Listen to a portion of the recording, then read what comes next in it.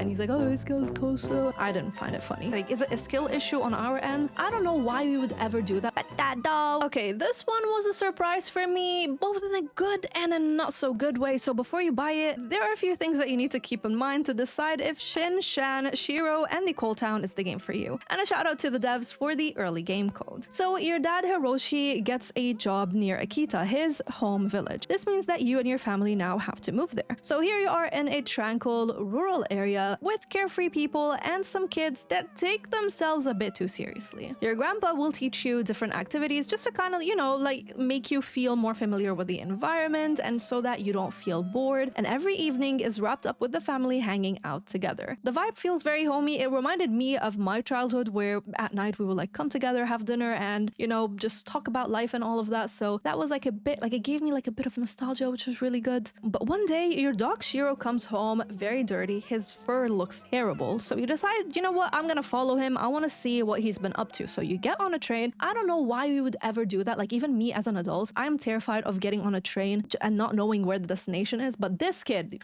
I mean, he just decided to get on the train. So you go and here you are in a place called Coal Town. You discover it and apparently everybody back home has no idea that it exists. There is a story here with a main quest line and you're gonna quickly figure out that this game is not gonna let you venture out way too much. It will let you sometimes, but not much. And I think this is a good thing to do because if you don't, the game is gonna feel very repetitive. The dialogue here is silent, so you're not gonna see any voice acting, and the humor is acquired taste, I would say. It gave me like dry humor kind of vibes.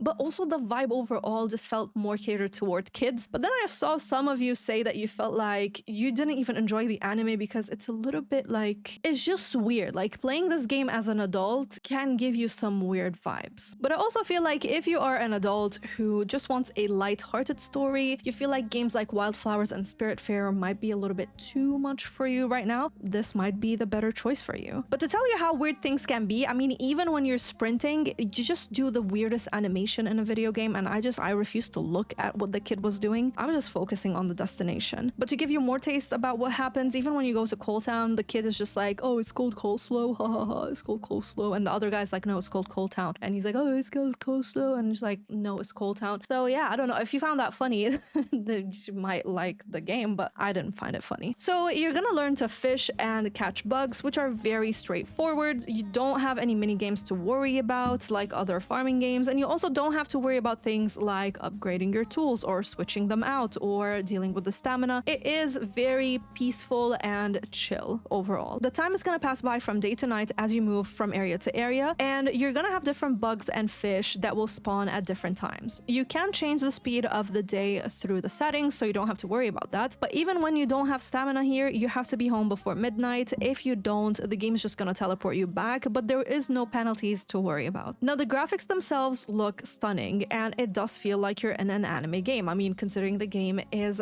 based off of the anime show, it still feels like you're in this cute anime game. And in regards to the camera, it is locked. So whenever you move from area to the next, different camera angles are set in place. Sometimes it's gonna be at the side of the road. Other times you're gonna see the camera just, you know, more of a like a diagonal top-down kind of angle. And one thing to consider is that there are a lot of places that you're gonna go to, and there is no map to guide you. And I don't know about you, I am terrible with navigation in real life. Like, I need my Google Maps, and if I don't have it, I'm lost, okay? And naturally that applies to the game. I had no idea where I'm going most of the time. So if you're like me and you need a map to guide you, you need it. Please let me know in the comment section. How are you at navigation? Because I could swear myself and all of my friends are terrible at it. So is it just us, or like is it a skill issue on our end, or are people usually like that as well? Anyways, back to the game. So when you catch fish and bugs that we talked about, you can donate them to this lady over here, and she's writing a book and she wants to log in our findings. She also is gonna give you like extra money for fireflies. This is a very similar system to Stardew Valley's community center or Animal Crossing's museum if you're familiar with any of those. You also have objectives that you can complete that are similar to Animal Crossing crossing New Horizons milestones. As you go from area to area, new forageables that look like sparkles will show up, and these, along with everything else that you gather, can be traded using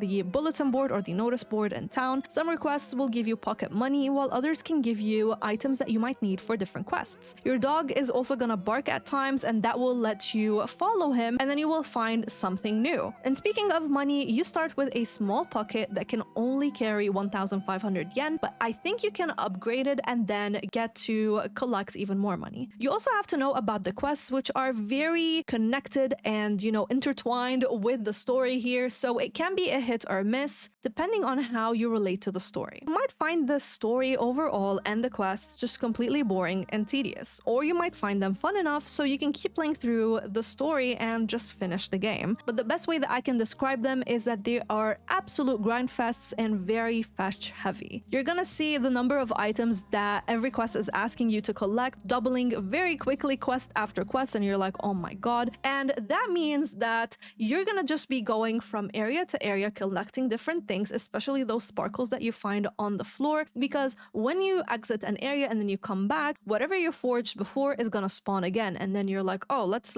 see what am I gonna collect, because you don't know what you're collecting. It looks like a sparkle, and you're just gonna be doing that, back and forth thing pretty much the whole game.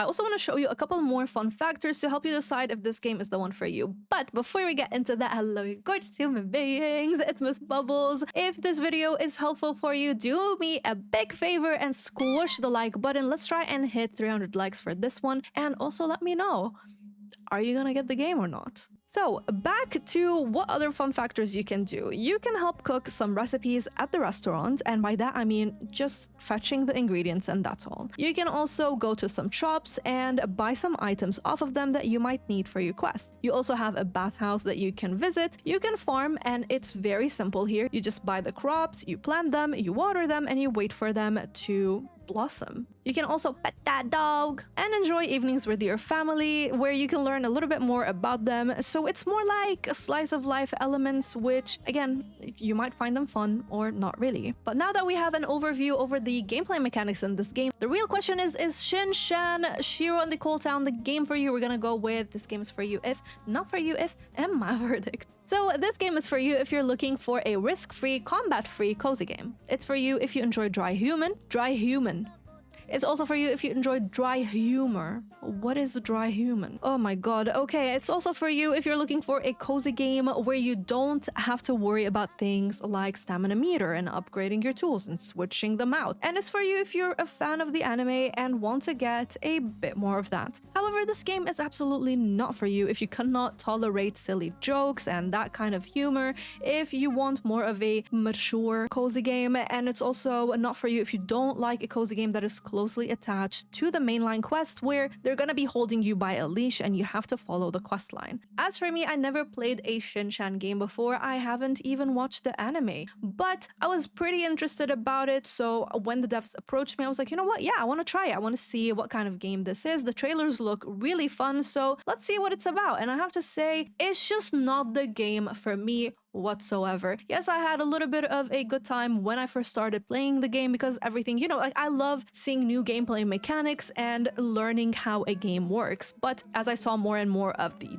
just weird humor, and then like that kid just wiggling his butt up in the air, I was really uncomfortable seeing that happen anytime I needed to sprint. And then how repetitive the gameplay was, I was like, you know what, this is just not the game for me. It does not mean that it's not a fun game. It can definitely be a really fun game for a lot of people out there, but I believe I'm not the target audience for it. So as you saw with the this game is for you if and not for you if, it really is a hit or miss depending on what you're looking for in a cozy game, and it just wasn't the one for me, but it doesn't mean that you're not gonna enjoy it. But I want to know what you think about this. Have you ever played the anime? And then also, have you played any of the games in this series? Thank you so much to our bubbly Patreon and YouTube members who make videos like this possible. Thank you for watching, and a shout out goes to the games I mentioned, Jake, Logan, and Stephanie, going the extra mile. Until next time, stay bubbly.